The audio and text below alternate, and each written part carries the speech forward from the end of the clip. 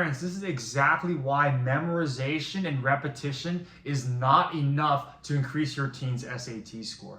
For those of you guys that don't know me yet, my name is Jared Wynn. I'm the founder and director of Geometry Guru's SAT Prep, and at this point in my career, I've helped hundreds of students increase their SAT scores so they can go to their dream colleges or qualify for scholarships. With that being said, family, let's get straight into it. Here's exactly why memorization and repetition is not enough to get your team to where they need to be.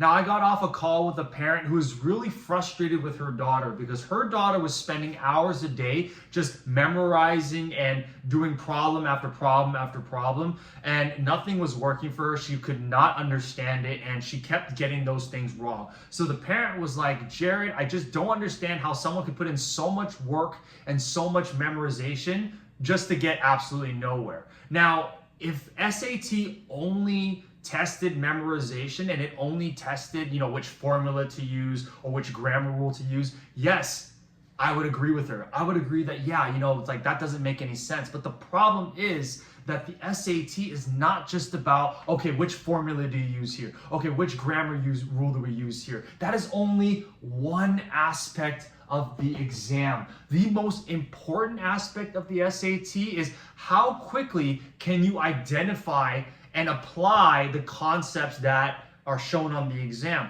It's not simple as like, okay, yeah, you need to use this circle formula, or hey, you need to use this semicolon rule. Now that will only take you as far as like a 1300 or 1350. But if you want to get even higher than that, you need to be able to learn how to apply those concepts and apply those rules, right, in a situation that is not black and white, right? It's like reading in between the lines and understanding how to actually use the concepts that you learned. And most importantly, do it in a test-like environment, right, in which you have less time than normal. Because SAT is not a regular school test. School tests are very different, right? You know exactly what's going to be on the exam before you come in, right? You know exactly what formulas you need to know for each exam. You know exactly what you need to be doing, right? So you can just memorize and do a bunch of repetition, and that'll get you to where you want to be.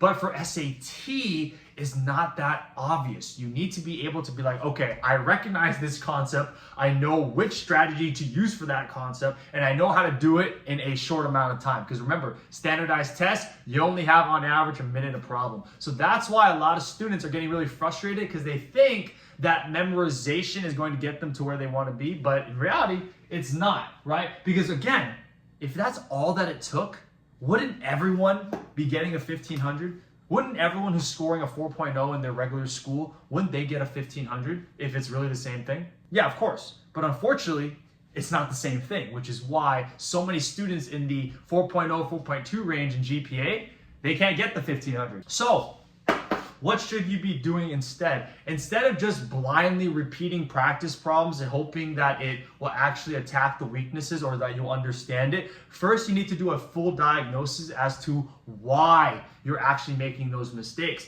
Because reality is there's only 3 reasons why you would ever get something wrong on the exam.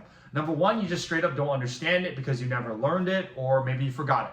Right? That one's pretty obvious. The second one is, I'm getting this wrong because I'm spending too much time on it. Like, I know how to do it, but I'm running out of time. I don't have the strategy.